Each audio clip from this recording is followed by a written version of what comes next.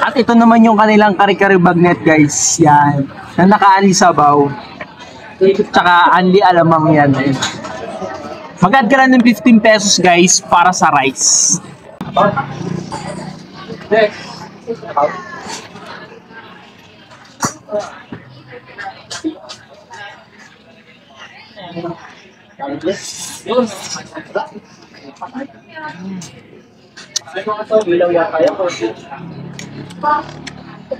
Ang galing ng pagkakaluto ng bagnet guys. Sobrang crunchy. Yan, tapos may gulay.